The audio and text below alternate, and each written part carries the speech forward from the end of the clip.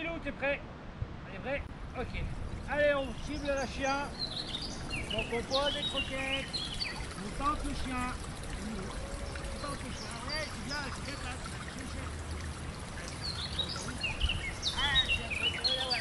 Allez, on tente le chien. Voilà. Donc on grine assis, de façon à bien prendre la tête au chien, à ta place. Voilà. Voilà, assis, à ta place. Tu es pas à ta place, gros. On recule là. Allez, voilà. Une bonne prise de tête pour la bestiole. De façon à la mettre au travail. Et avec moi là. Tu me regardes. Vous voyez, il est presque conditionné à savoir ce qu'on va faire. Ok. Et là, on va s'arrêter devant le pneu. Assis. On prend le chien avec la main gauche et on va le pousser dans le pneu avec la main gauche. Allez, passe. On fait coucher. Coucher. Après avoir fait manger les croquettes, on rejoint le chien et on récompense au carrelage. On donne pas au chien, on donne au carrelage. Voilà. On se met à côté du chien. On fait Rappel des consignes. On motive le chien à la cible. On met le chien au travail à une distance de 3 mètres. On vient mettre le chien devant l'obstacle en position assise. On pousse le chien dans le pneu. On bloque le chien sur la cible. On va récompenser le chien sur la cible. On finit l'exercice proprement par une position assise. Je ne comprends pas. Le chien n'est pas conditionné à la cible. Il n'y a pas de laisse. Le chien est pas mis devant le pneu. Et on envoie ça comme une poignée de sottises. Le maître est simpliste. Il pense que sa demande est que le chien passe le pneu. Un point, c'est tout. Que mes demandes sont de l'exigence. Elles sont là juste pour faire des concours. Ou Sylvain crée ces règles pour nous mettre plus de complexité, pour nous pousser dans les erreurs.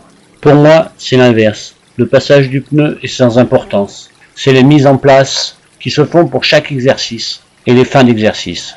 Ça robotise les comportements, ça rassure le chien. Voilà, on y était presque. Mais le maître ne voit pas ainsi. Il est en colère.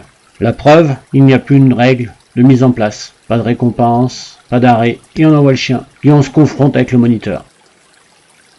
Pour moi, c'est une bonne nouvelle. Je laisse le silence. Le maître va se confronter avec ses erreurs.